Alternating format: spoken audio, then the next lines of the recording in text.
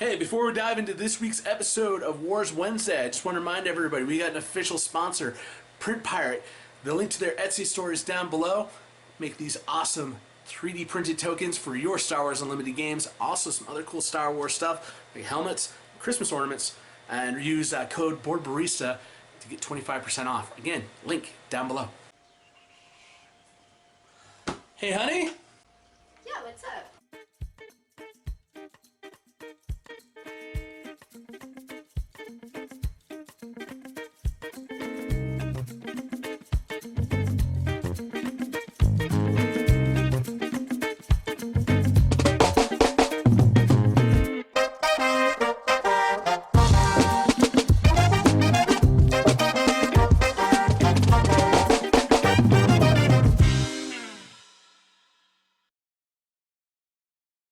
Hey everybody, I'm down here over in the corner. I'm not big up on the screen because we're doing Shadows of the Galaxy previews today. This is awesome. I got SWODB loaded up here so we can just easily, I can easily over on this screen hit the next button when I'm ready to talk about the next card. But first up, we got Moff Gideon. Definitely one of my favorite new characters introduced in the Mandalorian series. Sadly, rest in peace, Moff Gideon. You died in season 3. I know this is a spoiler show. There's going to be spoilers. But let me put on some light. Let me get my hat on here. Yeah, that looks like me. Anyways, so Moff Gideon, he is a 5 cost on the conversion here. So he'll flip when you hit 5. You can flip him when you get 5 resources out. He is a 3 attack, 6 HP, Imperial Officer keywords. He is command and villainy for his aspects. Action: attack with a unit that costs 3 or less. If it's an attacking unit, it gets +1/+0 for this attack. So basically gives raid 1 to any 3 cost or less. It's action cheating, so you can tap him to be able to do an attack, so his action doesn't eat an action. It actually is 2 actions in 1. That's really good. That's really good. We're gonna finally get like a green aggro leader for the Imperials. I'm gonna say the Imperials. I'm not gonna say villainy. I'm too rooted in my ways. Anyway, so get a aggro leader for the dark side. When he's flipped, he gains overwhelm. It's not that good for because he doesn't cost. His cost is 5 because that's his epic action cost. So he does not get the +3, the +1/+0, and overwhelm. He just gets overwhelm himself. And if you got ways to buff him, I think this overwhelm is going to be nice. If he's just going in to eat an already weakened unit, then you're probably going to get like 1 or 2 points of splash damage, but you're not really getting a lot of use out of that overwhelm himself because everything's got like 2 toughness, maybe 3. I mean, you might be able to get lucky and get in something that's got a 1 toughness, but chances are you've already killed something like that on turn 5. Well, turn 4, because that's your 5th resource turn. I see why so many people, when they discuss the finer points of the game, they're always talking about like your turn where you have this many, like turn 2, they're talking the turn is not the actual turn number, it's your resource number. So, anyways, I'll just flip, hit the deploy button, just show you what the flip side looks like. Let's go to the next card here. Next up, we got Hunter, Outcast Sergeant. Ah, yes. The internet is slow loading up here. I know, I need to get, this is why I don't stream. It's just the whole thing of like, anyways, we're going to flip him, put him on his deploy side. So he's nice and big here up on screen. He deploys on your 6 resource turn, so turn 6, your 7 resource turn. He's a 7 resource, epic action to flip him. On his front side, he is pay a resource, exhaust him to reveal a resource you control. If it shares a name with a friendly unique unit, return the resource to its owner's hand. Put the top card on top of your deck as a resource. So basically you can tap the resource that you want to show, flip it over. If you already got somebody who's got the same name as that in play, it goes up in your hand. A lot of people are calling this bad. Okay, his stats, 5 attack, 8 HP. He's got Overwhelm. That 5 attack, that definitely is nice with Overwhelm. And his on-attack trigger is basically the same thing. Just flip over a resource. If it shares a name with a card you already have in play, comes up to your hand. A lot of people are saying this is going to be a bad leader because this is definitely a build-around card. And I think when we get to see the rest of the Bad Batch, we're going to see that, I mean, yes, he is slow. He flipping only when you got 7 resources. He's not an early game. He's not an aggro leader. But I could really see him be a good mid-range leader, actually. That's where I'm thinking he's going to land. He's got like the deploy of like a control leader at 7. But I think getting the fact that you can mess around with your resources, a lot of the stuff that you're going to want to play in the later game, especially like Obi-Wan Kenobi, your big Sentinels and stuff like that, chances are you've already resourced an earlier copy of those. Or, you're playing some ramp, you get to be able to activate Hunter or bash in with Hunter. Your opponent has gotten to the point where they're like, I'm going to reach the Super Laser Blast turn. And you're like, shoot, what's my really good thing I got on the board that I don't want to lose to the Super Laser Blast? Okay, activate Hunter, and I'm going to show you this Luke Skywalker and bring it back to my hand, so when you wrath the board with a Super Laser Blast, I feel like it's going to be a really interesting leader to play against Control. I think it's going to have some room in there. Just that's the off the top of my head, like in a nutshell by himself is big. I know this unit is going to die, so I'm just going to activate Hunter, get the one that I want, that I know is going to die, back into my hand, so it can either be attacked or I can sacrifice play it and be able to just drop the next one right after that. I mean, it's telling you're telegraphing that punch, but your opponent's just like, oh shoot, wait, he has another copy of that? Do I attack into it now? Do I not attack into it? It causes some things of like, shoot, what are they coming from? It's like, okay, I'm going to be able to kill this thing, but he's just got another copy in his hand. He's just going to redeploy it. And being able to resource those extra copies, like, plus there's a lot of, like, even with a Bad Batch, there's a lot of, you're going to have extras of, the members of the batch and wanting to get them back in your hand, but wanting to resource them, but also be able to use Hunter to be like, okay, it's going to die. I need my other I need to have this on the table. You're going to see that a lot of them, you're like, I need to have this on the table. Okay, let's get that other one I resourced like a turn or two ago back into my hand so I can be, it's like, he died? Okay. Back up. All right, enough on Hunter. I think he's going to be good. I am going to go out on a limb and say he's going to be B tier at least, if not A. He's like a B plus, A minus in my book. All right. Ooh, this is one I have not actually read yet. We got Bossk hunting his prey. So we got Bossk as a aggression villainy leader.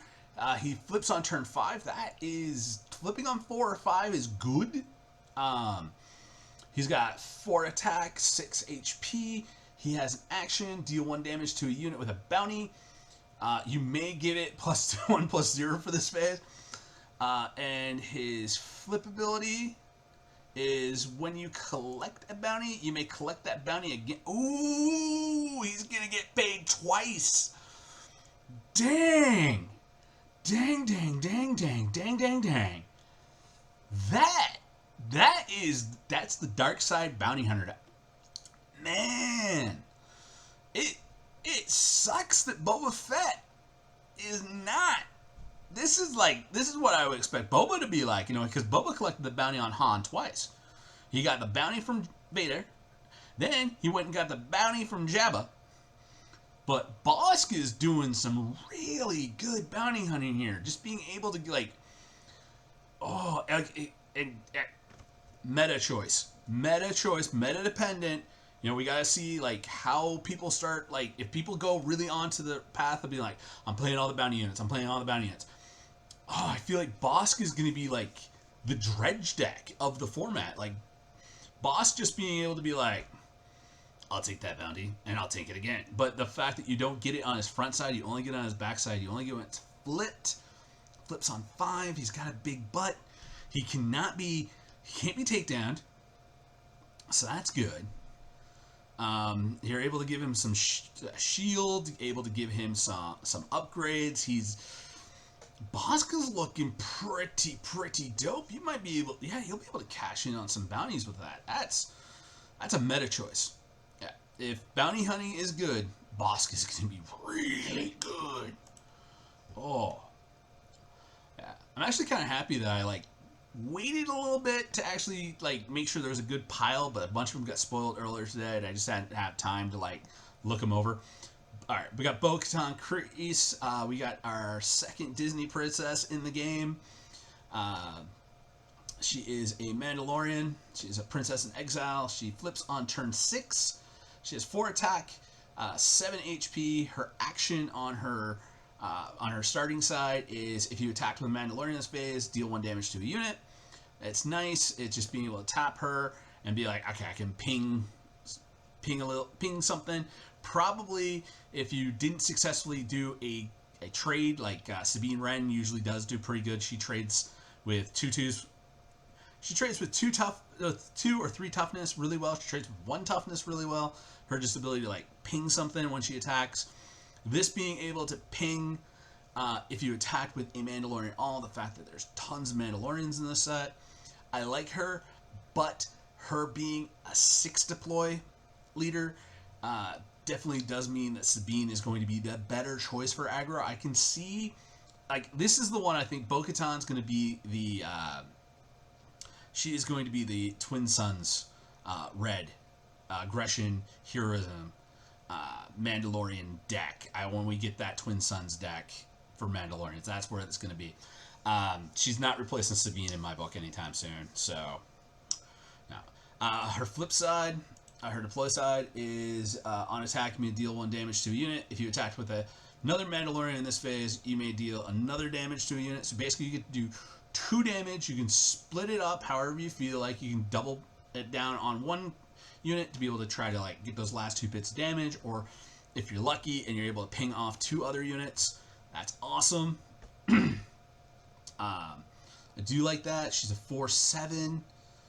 She's good, but she's just not as fast as Sabine. She's much more of a mid. I feel like she's going to be more of a mid-range. If she does get seed play, she's going to be more in a mid-range Mandalorian build. Yeah, but it's still that flip side on attack ability is really nice. If there was just a way to give it so any an upgrade you can put on her that's any unit damaged by this unit, is auto destroyed, she would be nuts. If you could give her some sort of form of from Magic the Gathering's Death Touch. If she had Death Touch, bam, bam, you'd just be like, attack with this Mandalorian. All right, kill that, and kill that, and yeah, this is the one. Everyone else is saying Hunter is going to be we'll see how this is a couple years down the road. Bo-Katan is the one I'm like, she's going to be busted down the road. Right now, she's fair to middling. Alright, what is our next card? Whoa. Wrong show. If only my cell phone could ring right now, because this guy's theme song is my ringtone. The Mandalorian, Din Djarin himself. He is a 6 deploy leader. He's got 4 attack, 7 HP. When you play an upgrade, you may exhaust this leader. If you do, exhaust an enemy unit with 4 or less HP remaining. Yes! Mando Control is going... This is the way. Mando Control is the way. Being able to slap bounties on your opponent's units and basically being like, I'm going to put a bounty on it. I'm going to exhaust my leader and exhaust the unit I just put the bounty on. Or putting... Especially because... The Mandalorian's unit card is in Vigilance, so it's the whole fact of you can play Entrench, so you can actually entrench a threat. Triggers the Mandalorian's ability. Tap down another thing. Chef's kiss. I'm going to have fun playing the Mandalorian. This is actually the starter deck. This is the other starter deck one. So these are going to probably be, if they follow the path they did with Spark of Rebellion with the pre-release kits, he's going to be in my pre-release kit, and I'm going to play him, and I'm going to be happy as long as if I can see hopefully 3 copies of, if I can get 3 copies of Bounty, if I can get his rifle, if I can get some of the other nice, sweet upgrades, I am playing Mando. No ifs, ands, or buts. We are playing Mando at pre-release. Even though he does have that 6 deploy cost, that's no problem. All right, his flip side is just straight up when you play an upgrade, you can exhaust any HP with 6 or less HP. It's so good. You just take a bounty out on somebody, you tap down something that's got 6 or less toughness, especially if you're playing limited. The Mandalorian is going to be busted in pre-release. I'm calling it right now. Alright, what's our next card? Our next card is Pike Sentinel. Alright, everybody's been talking about this one, giving a 2-drop in Vigilance and Villainy. He's got the double V for victory. He is a 2/3 Sentinel ground unit for 2.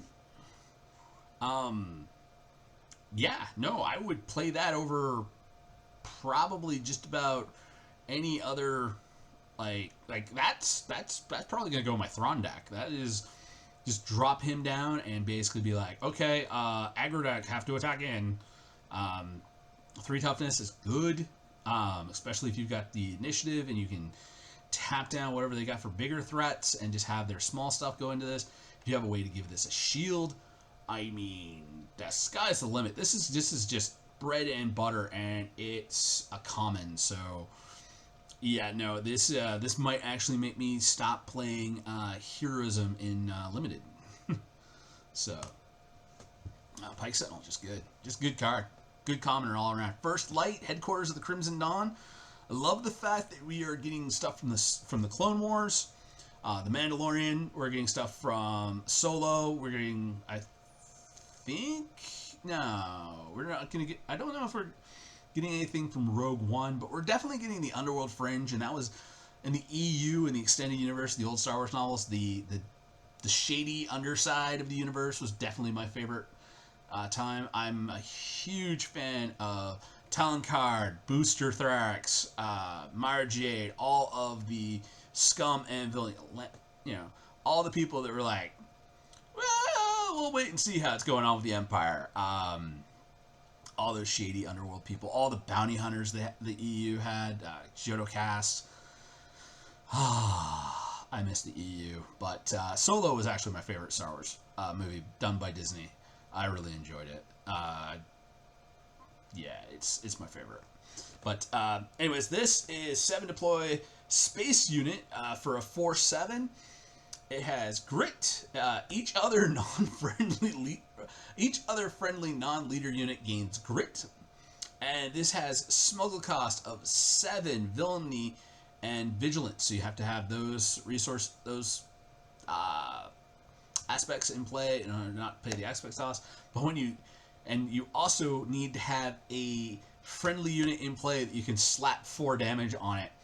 The wonderful thing is that unit that just got hit for 4 damage now has +4/+0 because it's got grit.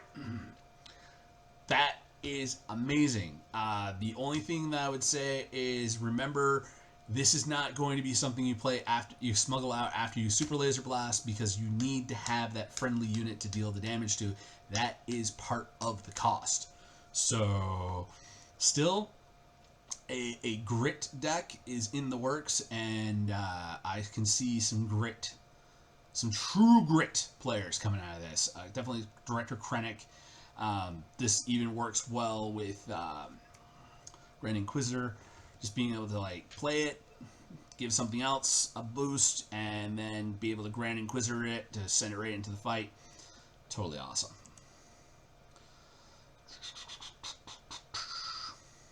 Next is Calculated Lethality. Okay, so this is a Vigilance Villainy 4-cost event with the text: defeat a non-leader unit that costs 3 or less for each upgrade that was on that unit. Give an experience token to a friendly unit. It's like, yes.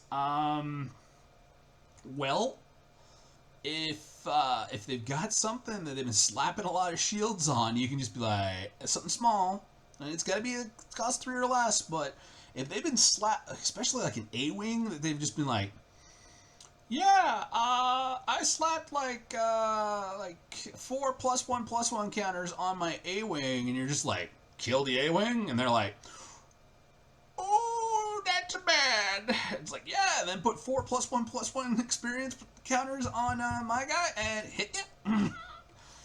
Yeah, this is going to be played because of the aggro decks. Yeah,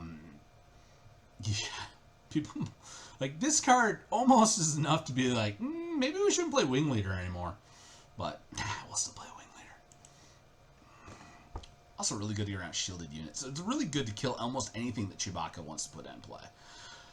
Alright, next up we got the Razor Crest, the reliable gunship. Cost 4, it is a Vigilance, Heroism, Space Unit, 3/4 for stats. I think that's the same as the Millennium Falcon. It has Restore 2. And when played, you may return an upgrade from your discard pile to your hand. You know, that might not even just be and it is special size only in the 2-player starter decks, which is good because that is really good abilities. And I kind of want to put that in my, I want to put that in Chirrut. Like the starter deck of this set is going to have some really good updates for my Chirrut Red deck.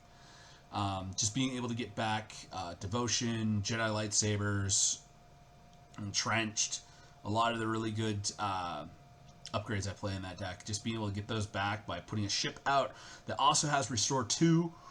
Yeah, I'm a fan. I wish this was in draft. I guess I'm gonna have to get a copy to put in my cube, but other than that, it's I think this is gonna be a standard playable 4-drop Restore, especially with Chirrut.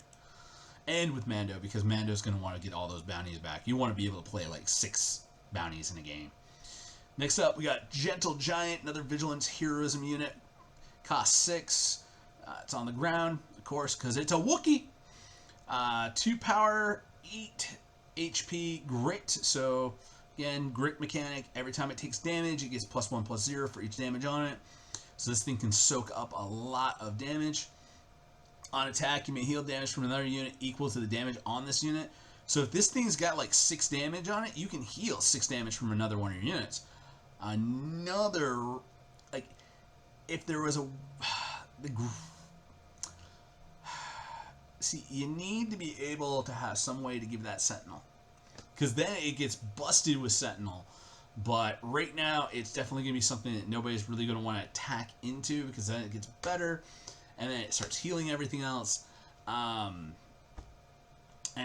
you can't really give it Sentinel with Chewbacca because it costs too much. If there's some more ways to give Sentinel to things, I think Gentle Giant gets a little bit better. Right now it just looks like, ways to give it damage. Could definitely go in the bombing run, in the Chewie bombing run deck, but I don't know. I'm not sold on it. The Mandalorian, his unit card, where I go, he goes. Cost 6. It's a Vigilance Heroism ground unit. 5/6 for stats. Nice stats. Those are Obi-Wan Kenobi stats. It has Sentinel, just like Obi. When played, you may heal all damage from a unit that costs 2 or less and give it 2 shield tokens. Ooh, Saboteur needs to be Saboteur, I think, is going to become a thing because that's a lot of shield units, and I think this is going to replace Obi-Wan in the Chewbacca decks, just because giving the Sentinel and the shields, I think that's really cool. The fact that it's just 2 or less, I mean, it's not the best in the world because, you know, a lot of 2 or less costing things in the game really don't have that much offensive punch. But, you know, Greedo is in Vigilance, and the Mandalorian's unit leader card is in not Vigilance, Cunning. So, and he's a 3/1. I mean, there's some options, but I think it's this little guy right here in his arms that costs 2 or less that you really want to be able to put a couple shields on, and we'll get to Grogu in a minute. But Mandalorian, I think if you're playing a lot of low to the ground stuff, he's going to be a lot better than Obi-Wan Kenobi. Follower of the Way. Oh, actually, speaking of, shields are upgrades, and you can put 2 of them on a Follower of the Way, and a Follower of the Way only costs 2. It's a straight up pure Vigilance ground unit. It's a 1/3. And if you put 2 shields onto that thing, that becomes 2/4. And 2/4 is some really good game stats in this game. So, I think, not bad, not bad. Next.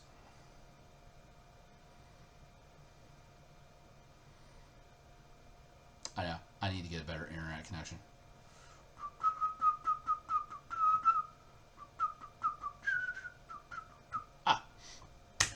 Vigilant Pursuit Craft, another Vigilance card. I wonder, don't even have to say it's a Vigilance card if it's Vigilant. Anyways, cost 5, it's space unit. It's got, stats are 3/5. Has the Sentinel keyword and has Smuggle, 7 Vigilance. So for 2 more, okay, so it's just a good 5-drop space Sentinel. Really good fat defensive stat there at 5, can definitely stand up to some punishment. Costs 5 to come down, but if you're playing this kind of Sentinel defensive deck, then chances are you've already been playing like Sentinels on 2, Sentinel on 3, Sentinel on 5. But the Smuggle, I feel like this might be, you know, especially if control, if aggro goes away and control becomes the better thing, then, you know, putting some Vigilant Pursuit Crafts and stuff that you can hide to come out after a Super Laser Blast, but the stats here don't really line up with the stuff you want to drop after a Super Laser Blast. I feel like this is just like, you might, it's a common, so it's like, if I got it, I might as well have it. If I need a Sentinel, I'll play it. If I don't need a Sentinel, I'll resource it, and then if it becomes important later in the game, I'll smuggle it out. And I feel like that's what they're doing with the Smuggle mechanic, and I think that's where the flavor is on Smuggle, so I'm like, I'm happy with Smuggle. Smuggle should definitely be the kind of thing of like, do I need this card? No? Okay. Put it away. And if you definitely need that card, then you're not even thinking about smuggle cost, or you're building around to be able to smuggle it out. Ooh, looks like, yeah, we do have some Disney Disney sequel art. We got Kylo Ren here on the Unexpected Escape. Pay 1, exhaust a unit. You may rescue a captured card guarded by that unit. So basically, it's a 1-drop trick that gets to be 0 if you've got Jabba the Hutt. I feel like I'm gonna give this straight up. It's a sideboard card. If you're rescuing, if you're putting a card in to rescue captured units, you're not really good unless bounty hunting and capturing becomes like the thing in the mechanics of the game. Like it becomes meta. Like top tier is like bounty hunt, capture everybody. I feel like if that becomes prevalent, then it becomes a main deck card. Right now, it's a sideboard card, meta dependent. Probably definitely going to want to have this for limited. I think everybody's going to be playing stuff with bounty in limited, so limited, yes, have one, take one, put it into your deck, sideboard it out when you know you're playing against somebody who's not bounty hunting, But all I gotta say.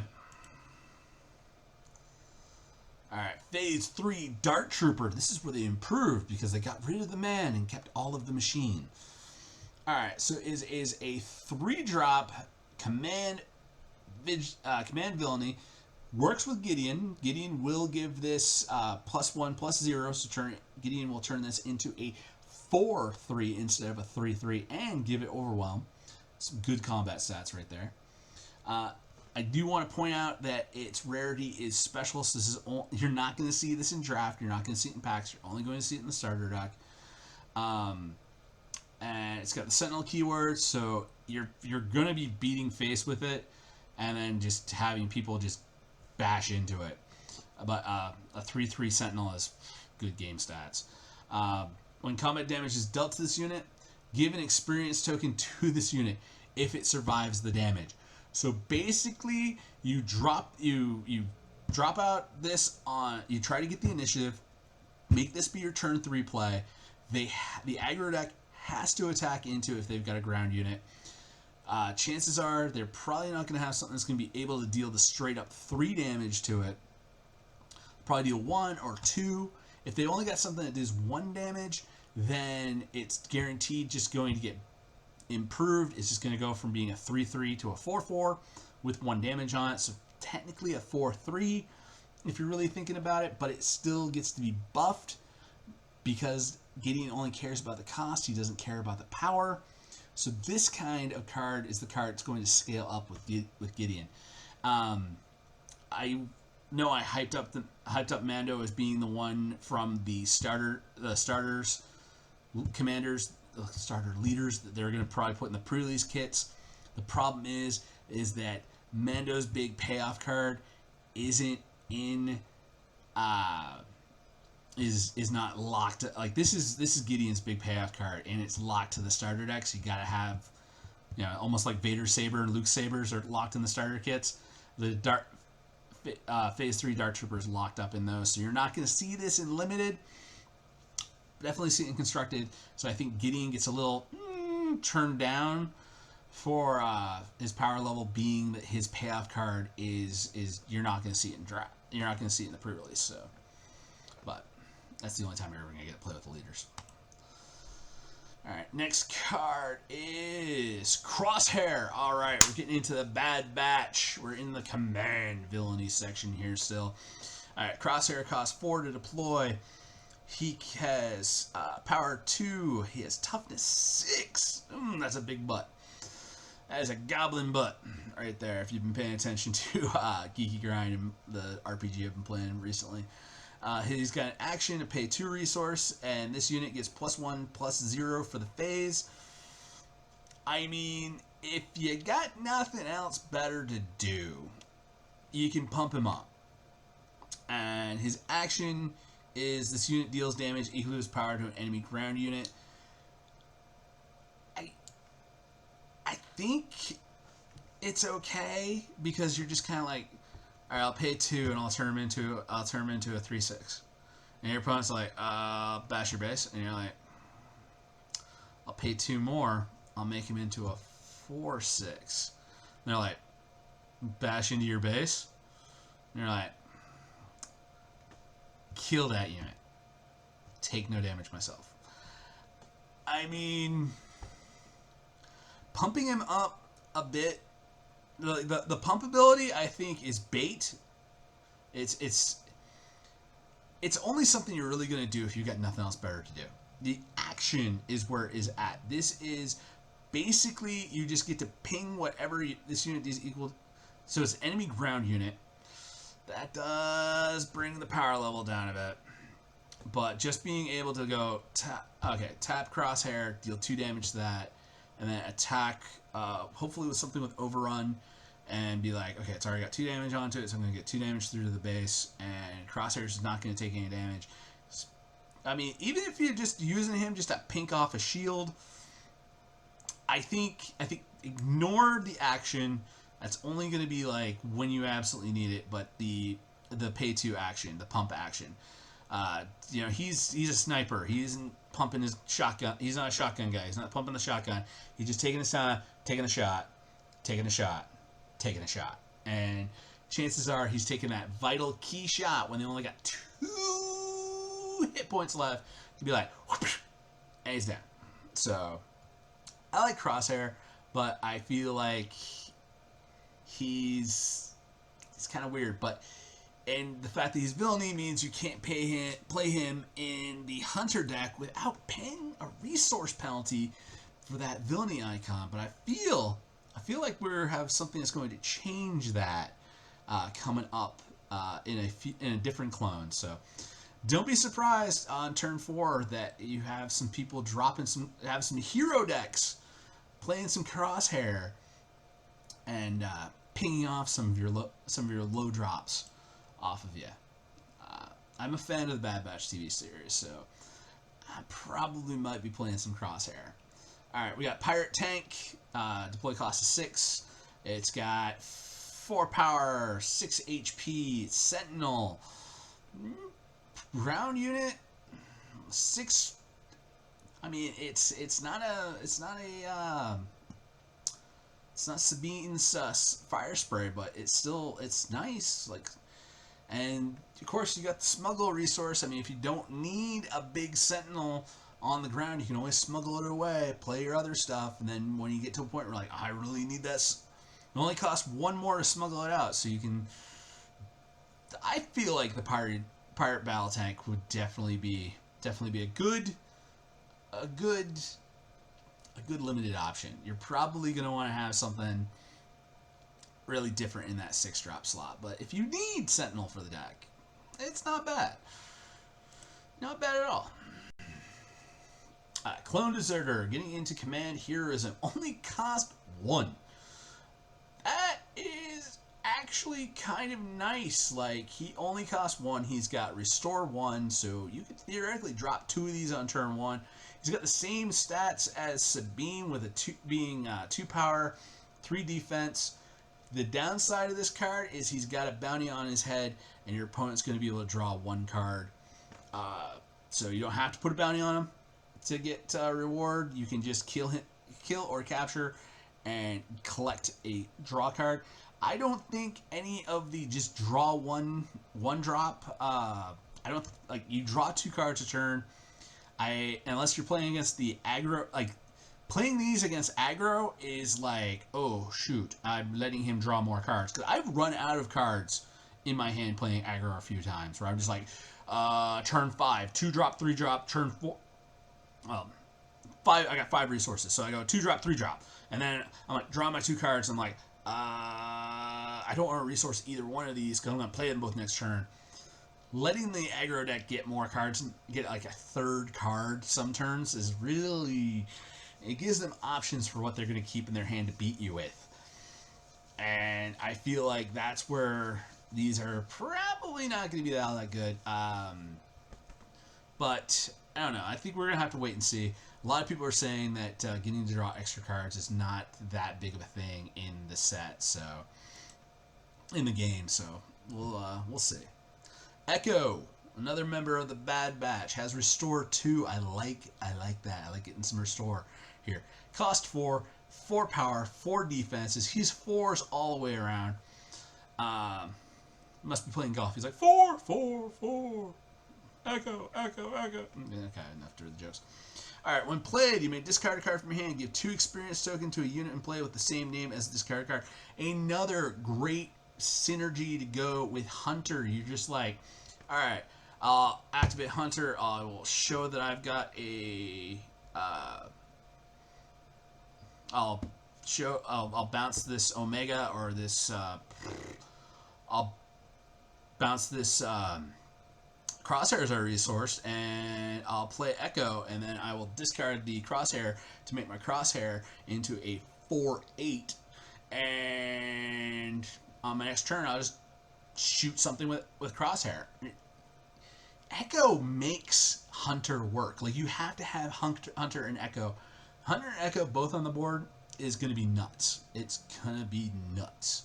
So if you're playing against a Hunter deck, kill Echo. Do not let them have Echo, because Echo turns on the deck.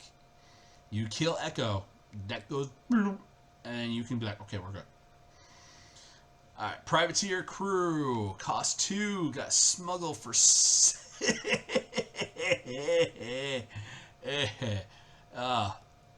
Cost 6 if you smuggle it out.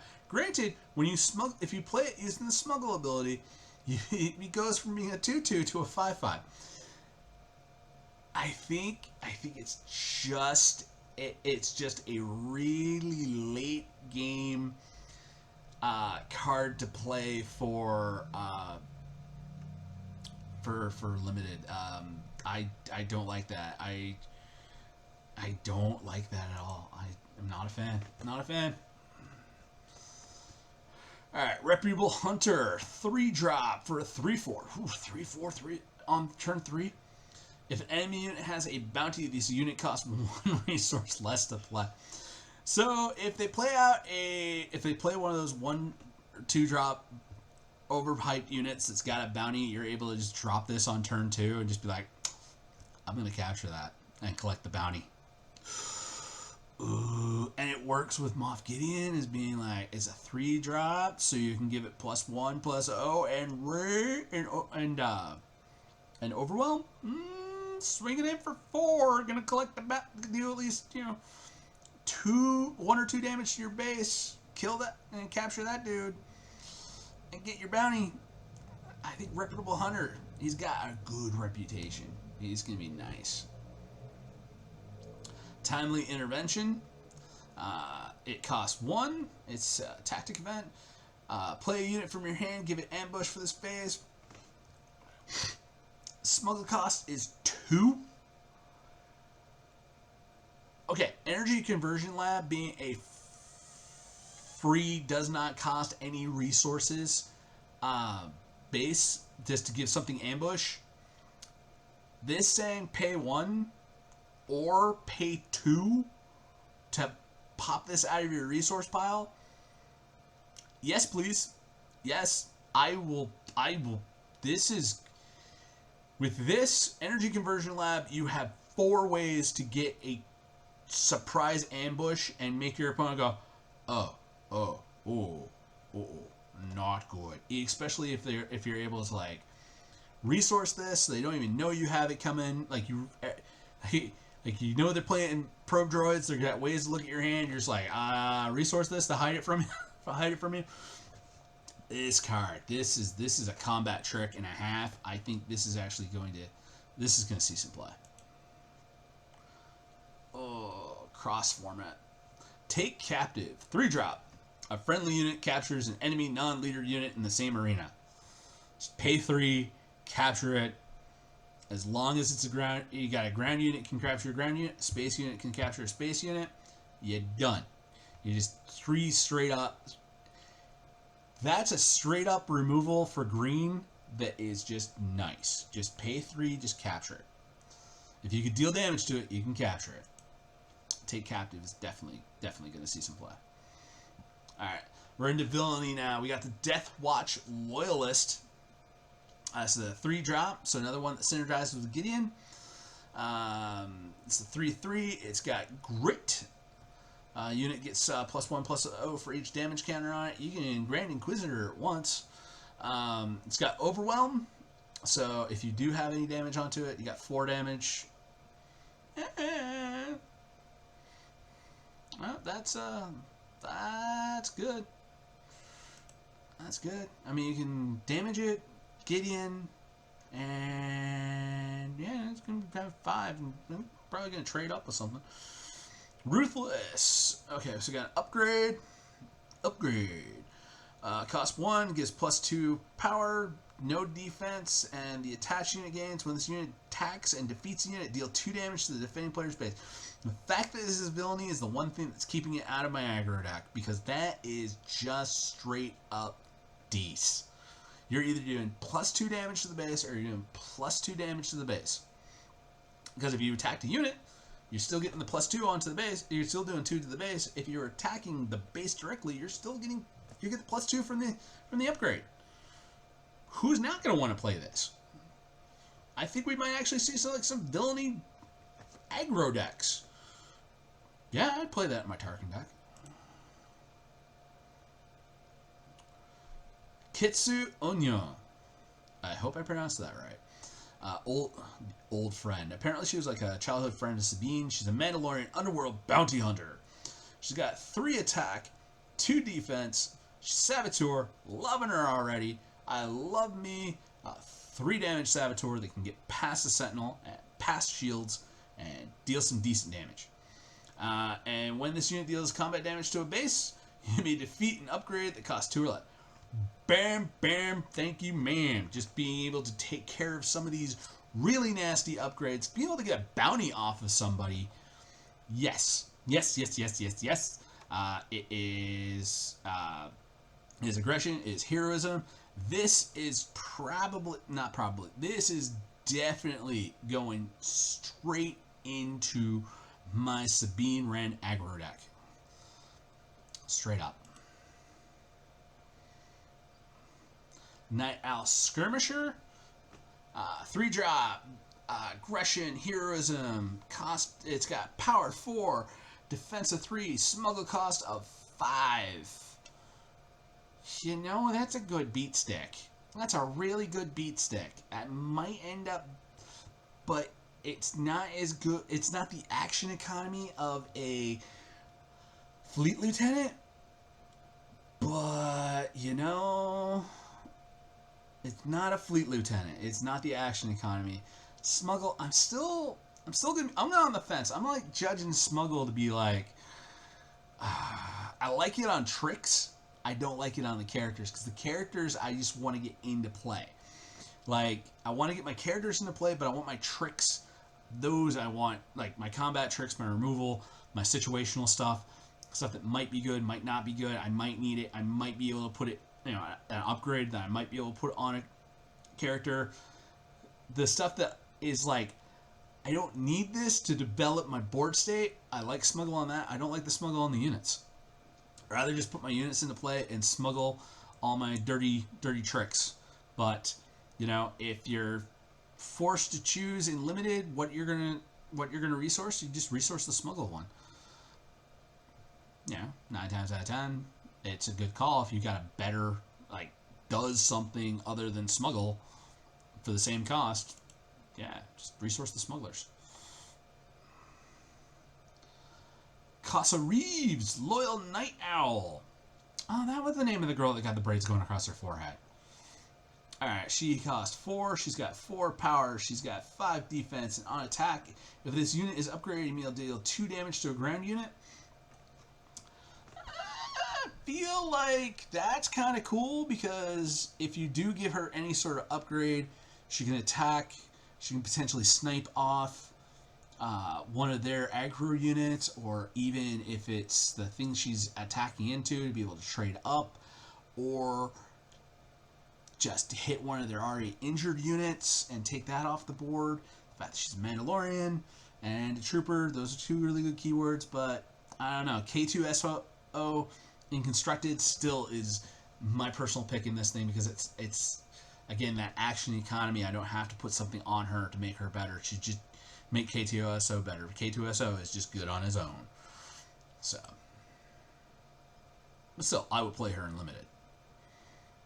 In a format where I don't have K2SO, I'm playing her. All right, 6-drop, and I love the subtitle for this card. Wrecker, boom. He is a ground unit. He costs 6. He is aggression, heroism. So we're looking to put together a red-green hunter deck, maybe. No. We're not going down that path. We're playing a different aspect. Wrecker's a splash. Wrecker, we're either going to be paying 6 for him, like we're paying 4 for Crosshairs, or we're paying 6 for Crosshairs and we're paying 8 for Wrecker. But what does Wrecker do? He has 7 attack, he has 6 defense, he has Overwhelm, and when played, you may defeat a friendly resource. If you do, deal 5 damage to a ground unit. So Wrecker shows up, wrecks the place. You go from 6 resources down to 5, but you're going to basically trade off that resource just to one-shot something on a ground unit on the other side of the table. it's situational. Situational. I mean, if they got a ground unit that you can easily kill by trading a resource for, I'd do it. But it's that 7 power, that's just going to be able to get him up and over and into your opponent. That's what really matters. I just wish that we had a better cunning base epic action to use with him, because I want my hunter deck to be cunning. I probably, I think he's better than Sabine's Fire Spray, better than the Gorilla Attack Pod in the 6-drop slot, because that thing is only 4 toughness, 4 power, and gets better. But just having Wrecker being able to come out, be able to Energy Conversion Lab him out on turn 6 and just bull rush into something, also be able to get rid of a resource. But in the aggro deck, I'll be able to slap down another. I'll still be able to play my deck. I cap out at 6 anyway, so it's just like at 6 resources anyway. So I'm just gonna resource something next turn and be like, okay, we're good. Yeah, no, I love that. I love Wrecker. He's going in my Sabine aggro deck for sure. All right, next card we got is Crippling Authority. 2 cost, aggression, heroism event. It's a trick, and draw a card. Each opponent who controls more resources than you discards a card from their hand. This I feel like is going to be. I have seen how good Force Throw is in some matchups, and yeah, I think this is going to be a good card to bring into your sideboard when you're playing against the ramp decks. Especially like Boba ramp, Vader ramp, anybody who's ramping up a lot. Especially if you're like getting to the late game and they're still resourcing, and you're like, I've already got my 6 resources. I don't need more than that. Start getting rid of some cards from your hand, and I'm going to draw some cards because I feel like I'm going to need them, because this is an anti-control card for the aggro deck.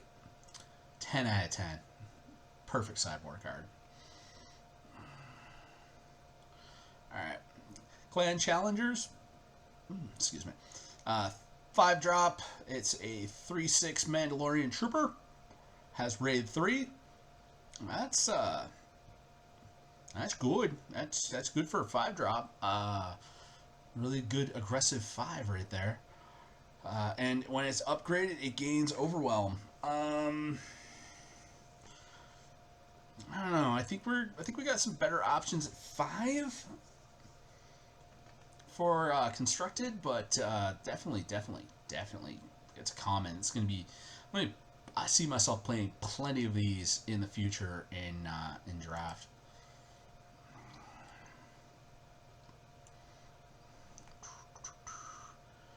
I hate my internet. Please donate to the Patreon so I can get a better internet. That'd be nice. Ooh, IG-11. Alright, I cannot be captured. Yeah, this is the better 5-drop for constructed. It's a 5-drop. It's a 6/5.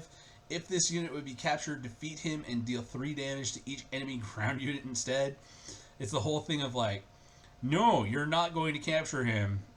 And I would almost basically just be like, I would play bounty on this just to make my opponent have to capture, to be like, capture it, draw 2 cards. I'm going to bombing run just your side of the board. And think if your opponent has any chance to be like, I will just defeat that. I will not capture that. But if you got something that they have to capture it with, that's a spicy meatball. And on attack, may deal 3 damage to a damaged ground unit. Just that on attack ability to be a Tarkin Town every time that you attack. IG-11. This is only uncommon. This card is going to be nuts. It is the perfect 5-drop for an aggro deck. I totally believe it. Covetous Rivals. It's a 6-drop. It's a 5/5 bounty hunter with grit. When played or on attack, may deal 2 damage to a unit with bounty on it. This is nice because it allows you to pop that shield off of a card we're going to see soon. Or pop shields off of any shielded bounty. Just be able to pop a shield and then bash in for 5. Maybe it's taking some damage and you get a little bit more on there. Maybe that's their only option. Maybe it's just bounty. Maybe you put a bounty on a sentinel. You're like, bounty. Okay, yeah. I think the Covetous Rivals definitely is going to be a cool card to play. I think that was actually the Bounty Hunter crew from Mandalorian Season 1. It was in that picture, but... Alright, Hotshot DL-44 Blaster. The Broom Handle Mauser modified to be a sci-fi space gun. The gun of Han Solo himself, the DL-44. Cost 1 and is aggression. It's an upgrade that gives +2/+0. You can only go on a non-vehicle unit, but this has got a really cool smuggle cost of 3 cunning, so you can put it at, it's an auto. I don't play this on for 1. I resource this turn 1. It hides out in my resources, and then you pull it out, you shoot first, and yeah, no, I can see this. Like, this is definitely going to be, like, Han decks are going to play this. The Han Solo decks are going to have the DL-44 in them, and it's going to be awesome. They're never going to play it from... They're always, any copies they have in their hand, they're going auto resource. And, yeah, no. This is right up there for, like, upgrades that I can hide in my resources when I don't need them, and then be able to pop them out on the table and have a good bonus from. That's my kind of smuggling right here in a nutshell. Probably Han Solo decks in Constructed will play it, but I don't think anybody outside of probably not going to see any play outside of Limited. Dr. Evazan, wanted on 12 systems. Cost 2 to deploy. He's a 3/3 ground unit with a shield. That is some bonkers stats. Bonkers for the best. This is the best cunning villainy card in the game for a 2-drop. But it also has the worst bounty to give to your opponent. Allow them to ready 12 resources. This basically means anything that you can do to get rid of this is basically going to let you time walk, basically pretty much just untap all your resources, play something else from your hand. You got to, this guy needs to be in a deck where you're killing your own dudes, because you cannot let your opponent kill this. Because as soon as you let them kill this, they're going to, it's basically like, I've seen in playing Magic, seeing how powerful basically being able to give a card, do this and untap all your lands. Untap all your resources. Especially like turns, Takedown could take care of this. You might have to do some shenanigans to get rid of the shield, and say you attack. Say you have to take down the shield and then play a card to kill it, or bash 2 units into it. Still, the damage is negated by that. The fact that you just can basically play an extra turn's worth of cards is going to make this be it's a hell of a downside. But if you can protect it and keep it alive, I think Thrawn is going to love this guy. It's going to be Thrawn's beat stick. And I know early in the game, letting somebody basically be able to ready up all the resources again, leveraging, even if this guy doesn't have a shield and your opponent, and you've got the initiative, you can just attack into something, deal 3. They're not going to be able to ready up their resources because the resources are already readied. You need to play around the bounty, but still, this is the best. This is the best cunning 2-drop in the game, hands down so far. It's a good thing that it's rare, because I don't want to see like everybody get their hands on this and from day one and just being like, oh, turn 2, Dr. E. Turn 2, Dr. E. All right, our next card is Cartel Turncoat. This is another one of the cycle of 1 cost 2 3s with a bounty of letting your opponent draw a card. I feel like this is going to be a staple in the Sabine Wren cunning aggro decks. Being able to drop one of these, possibly 2 of these on turn 1, and just basically be like, I own space, is going to be good. Just being able to get all those units back. 2 of these on turn 1. You know, back it up with a red 3 on turn 3 and just be like, bah, bah, bah, bah, bah, bah. It's going to be a good day. Still also probably going to be a staple in Limited as well. Definitely one of those good bounty cards, so yeah. I like it. I like it better because it's in space than I do the ground ones, because space is somewhere where you can get away with having some small stats. Ooh, Grogu the Irresistible, Baby Yoda himself. Okay, so he is a 2-drop. He synergizes so well with the Mandalorian unit.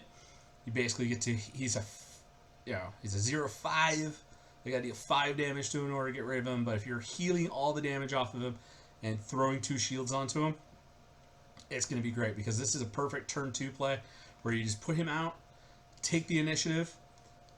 Yeah, turn 2, I mean 2 resources. Turn 1 play, start the game, throw Grogu out, take the initiative, and just be able to go, all right, my first action is to tap down your turn 1 play. You're never dealing any damage to me. We're going to have fun. Grogu is amazing. You're not going to see him in Limited because he is special. He's only in the starter decks, but still, the fact that he's cunning and not vigilance definitely does make me want to rethink the, because he is a force unit.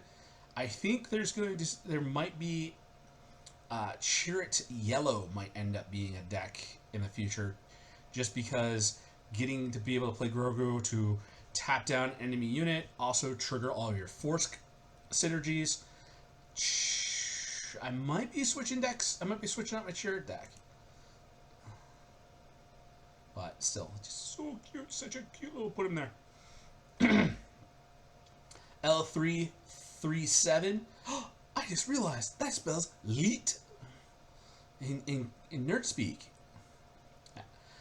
She is a bomb. She is definitely going to be going into the Sabine aggro deck. She's a 2-drop. She's 2 power, 2 toughness. When played, you can either rescue a captive, or you can give L3 a shield. So way better the bounty hunter 2-drop, the one that comes in with a shield. Way better version of that. Has smuggle, so if you don't need a 2/2 with a shield, or you know that you're going to be playing against the bounty hunter deck and a lot of things are going to get captured, then instead of playing it on turn 1, you can just smuggle it. You can resource it, smuggle it out on turn, later in the game, turn 3 or so, when you got 4 resources, and be able to go and be like, okay, rescued my person. Or you can just play it on turn 2 with the shield token. Like, there's so much versatility in this. Like, if it's the only turn 2 play you have, it's a turn 2 shielded unit. That's good.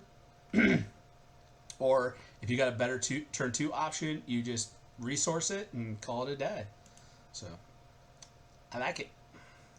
Omega is the glue that holds together the entire clone deck. Because she is a 2-drops, means she's coming out on turn 1. She's a 2/2, doesn't really have any defensive stuff, so you're probably going to want to play something.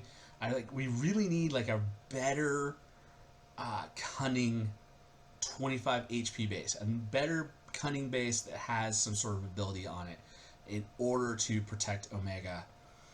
I think that would definitely be good for her. But you ignore the aspect penalty on the first clone you play each round. That actually works on her. She is the first clone you're playing each turn, and you can ignore the aspect penalty. I heard that on one of the FLG's streams. So she does that because she will be the first clone you play in a turn. So that's good. When played, you can search the top 5 cards of your deck for a clone card, reveal it, and draw it. So she not only makes you be able to play Wrecker or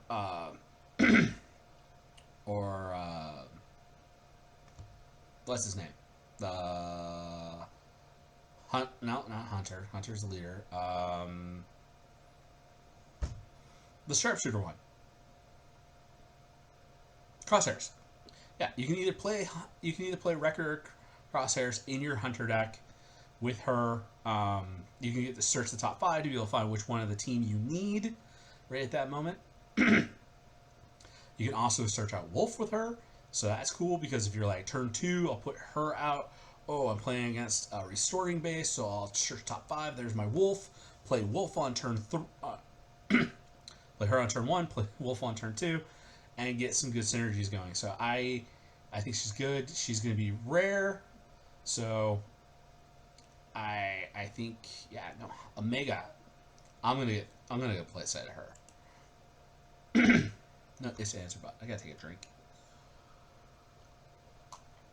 Been talking so much tonight. I gotta keep wetting the lips. All right, we got next card up is Spare the Target. You can return an enemy non-leader unit to its owner hand. Collect that unit's bounties. So this is a good card for being able to counter Dr. E. You're gonna basically play this. Dr. E is gonna let you untap 12 resources. So you're basically getting to play this for free. Any other bounties cards you got out there, you can just pay 3. I think bounty itself is a 2-drop. We're gonna see it in a few minutes, but yeah, you can just put a bounty on something, then cast Spare the Target, and then you can get back the upgrades with the Razor Crest. It's all synergies. There is going to be a really good light side heroic bounty hunter deck coming around, so I ain't got no problems with it. Also, I just love the art. It's the scene where Din just blasts IG-11 in order to save Grogu. Chain Code Collector. This is actually a new one. I haven't seen this one yet. So it's a straight up Vigilance, cost 4. It is a ground unit. Underworld and Bounty Hunter. Has 4 power, 2 defense. It's an ambush unit. On attack, if the defender has a bounty, it gets -4, -3 for this attack. That's not too bad, because if you ambush it out, whatever is going, especially on turn 4, not all the things are going to have 5+ power on that turn. So you can basically ambush this out for free, attack, and just take a bounty all in one shot. Oh, I wish I could see what the art was. Now we're gonna try refreshing here, see if the art will load a little faster. It is. It is. What are we looking for? What are we looking at? Oh, it's a Gull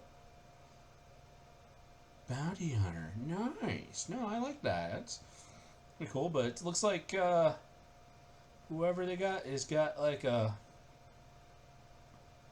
force pike. It's got a pike and a hat. No, it doesn't look like it's going to be somebody that's going to be taking it. It's going to be, I don't think you're going to survive, dude. Don't think you're going to survive. Still. Chain Code Collector, I like that. That's not bad. I wish that they... One thing I wish they had in this game was actually having, the species. Other than just, clearly a Wookiee and stuff like that. I miss the crunchiness of the old Star Wars CCG. Ah, we got another Fen. We got Lady Fen. Fennec Shan. So she is a 7-drop. She's got 4 power, 6 defense, Underworld. She is straight up cunning ground unit. So you can play her with Boba. You can play her with Mando. She has ambush. That's good. That's good. You want to be able to get her out. On attack, deal 1 damage to the defender if it's a unit for each different cost among cards in your discard pile. So that it's different cost among cards in your discard pile. I wonder if that's it's the cost values. So this is really good because this is like if you are playing something, especially if you're playing a more controlling deck, like I would actually put her into Tarkin in place. Not Tarkin. I put her in Thrawn in place of like Count Dooku because you are going to have like some 2 drops, 3 drops, 4 drops, 5 drops, 6 drops, maybe even 8, 6, 7, 8s in that discard pile, especially if you're playing her after a Super Laser Blast. There's going to be the whole gambit there. So that's 2, 3, 4, 5, 6, 7, 8. It's like 7. You could possibly, in the right deck, be able to drop her down. Maybe if you actually got a Greedo in there, you got 8 different casting cost in your deck. You're able to like just play her out and attack, and then basically deal 8 damage to the defender, not take anything back.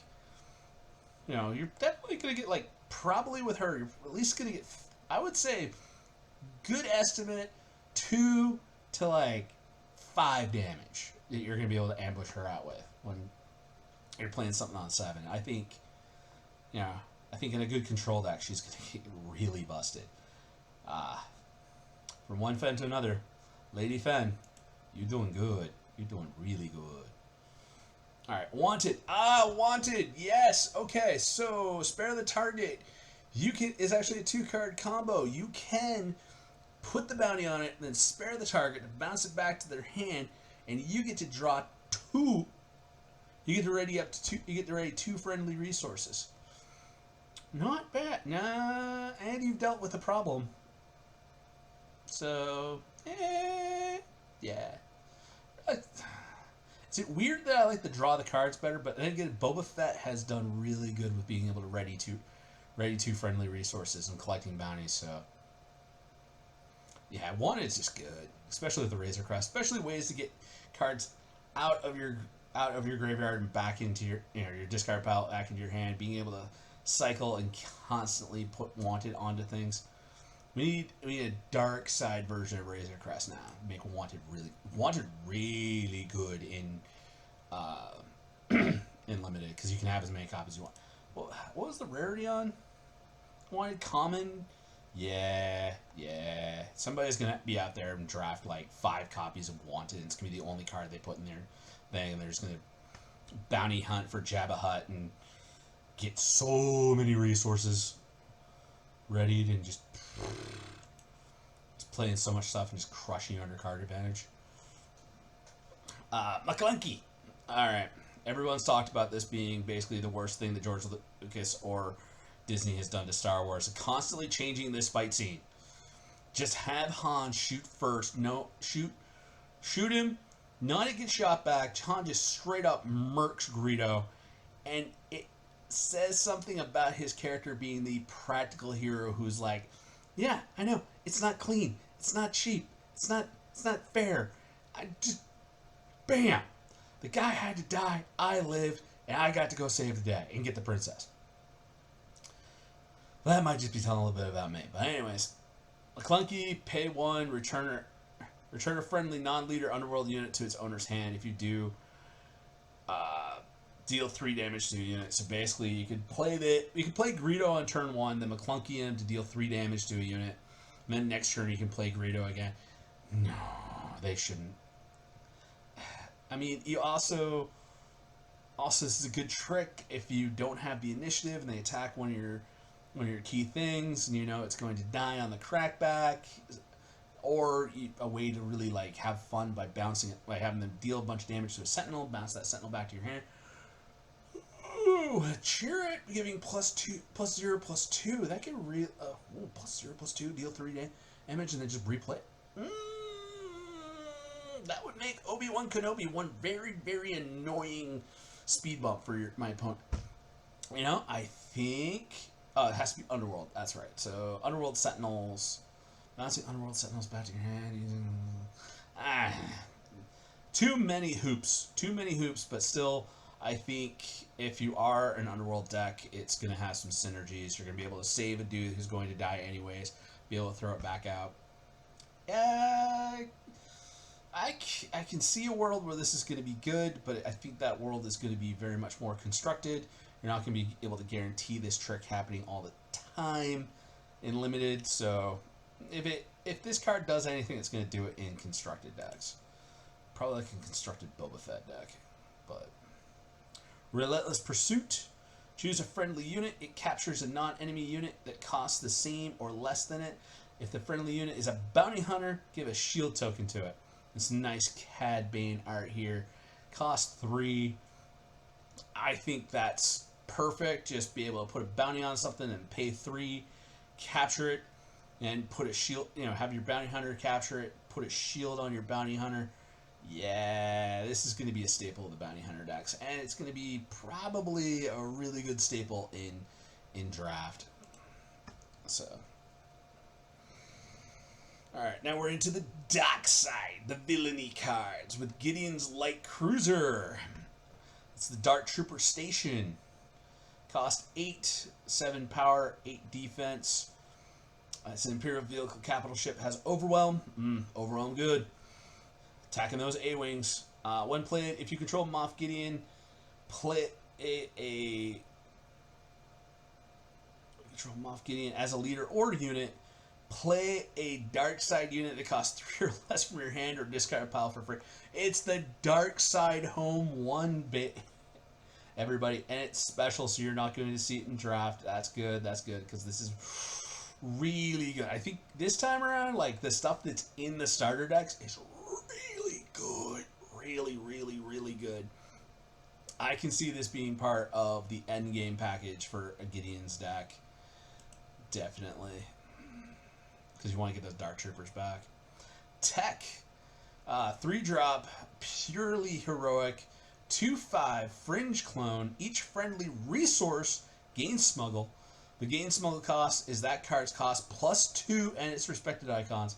He has Smuggle himself for 4 heroic. Yeah, no, I will smuggle away for cause I believe in wholeheartedly if I've got techs, because I can smuggle tech out, take initiative, and next turn I can bring out my I can bring out my for cause I believe in that's in my resource pile. Tech is, if you're playing heroic, I see a future of the game where every heroic deck starts with 3 techs. Because you have these opening hands that sometimes are just so good, but you're like, I have to resource something, and if I resource this, I'm giving up my board presence. But having tech in the deck, that changes everything. This is on par, I believe, with a Snapcaster Mage in Magic the Gathering. Just being able to basically be like, play. You have 2 hands. It's either like equivalent of Snapcaster Mage or Dredge, because you're getting to play cards from a zone you're not allowed to play as long as this is in play. Perfect. Chef's Kiss, best card in the set. Mwah! Oh, it's only rare. Good thing it's not legendary, or this would be a $100 card. I think this is definitely going to be one of the $20 cards. And yeah, it's going to be a staple. If not, this might actually be the first. I think this is actually probably going to be the first $40 rare non-legendary card. First $40 rare. Do not trade any copies of this. Do get yourself a play set. Do not pass go. Do not collect $200. Play tech if you were playing heroic. The Mandalorian's Rifle, another special set one, so it's not going to have any relevance in draft. Attached to a non-friendly unit, it costs 3. It gives plus 3 power, no defense. When played, if the attached unit is the Mandalorian, not a Mandalorian, is the Mandalorian, he captures an exhausted non-leader, an enemy non-leader unit. Just pay 3, and Mando takes a bounty. Mwah. Staple in the Mando deck. Next. This is the way. Another staple Mandalorian card. Pay 2, search the top 8 cards of your deck for up to 2 Mandalorian and or upgrade cards, reveal them, draw them. If you're playing an Upgrade Matters deck, this is your Upgrade Tutor. Only cost 2. If you're playing Mandalorians, this is your Mandalorian Tutor. This is Mystical Tutor. This is a 2-drop tutor. And yes, you don't, in this game, you're not allowed to search your entire deck other than one card. But having a 2-drop, look at the top 8 cards, take 2 things you need. That, my friends, is a staple. And that, my friends, is the final card in the review. We are done. We're calling it a wrap. We're taking the rest of the night off. We're having fun. Actually, if you're watching this tonight, I am heading out to Gopher Games to play Chirrut Red. I am playing a different version of it this time. I found a new version of the list. I think it's got a lot more spice. My old version was very much a coin flip. It either the Force was with me or the Force wasn't. I've been going 1-1 every tournament I played with it. It's been a 50-50 win percentage. It's either the deck comes out of the gates kicking everybody's butt or it just gets raffle stomped. So I'm changing up the deck, doing some stuff new, getting ready for the store showdown at the end of the month. So hopefully we'll have a little tournament report for the show from the store showdown first Wednesday of next month. But until then, and until next time, may the Force be with you. Peace. Hey everybody, thanks for staying till the end of the episode. Remember to like, share, subscribe. Follow us on Facebook at Board Barista Productions. And if you want to support us, Patreon link at the bottom.